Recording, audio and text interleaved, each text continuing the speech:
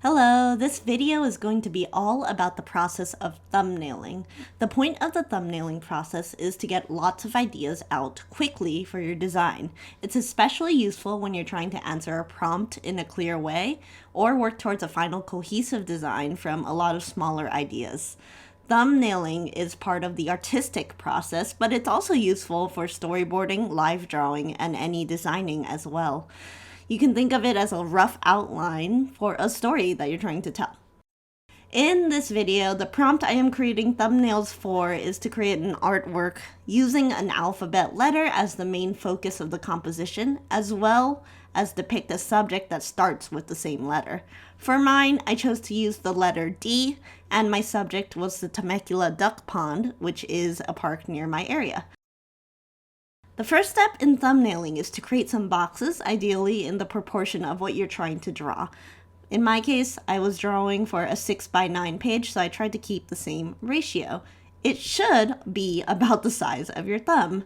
They should not be big. This is to get you to focus on the big picture from afar instead of little details.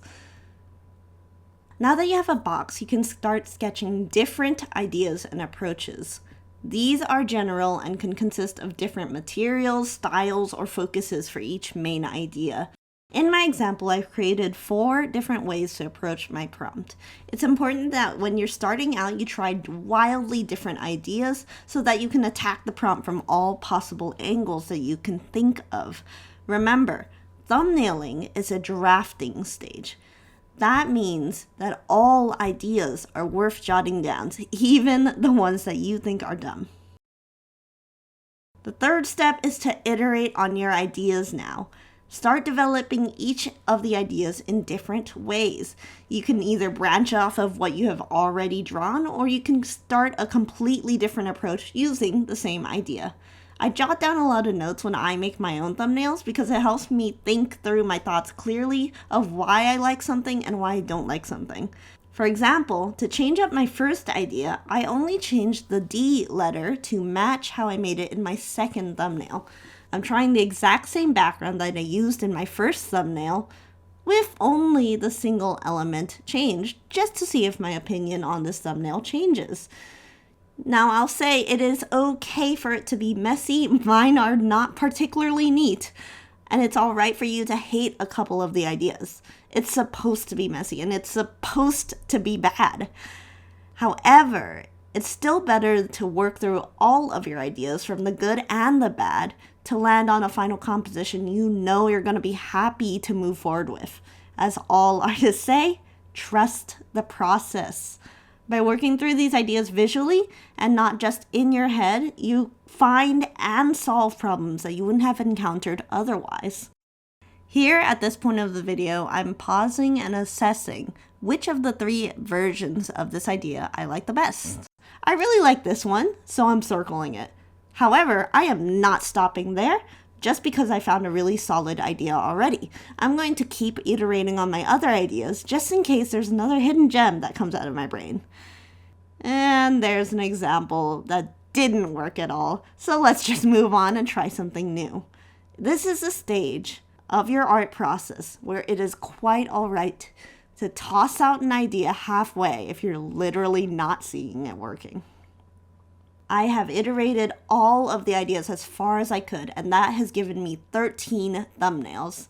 This process took me 30 minutes total for all 13 together, so it's only about 2 minutes per thumbnail. Once I have them all laid out in front of me, it becomes extremely easy for me to look and see which ones are my favorite.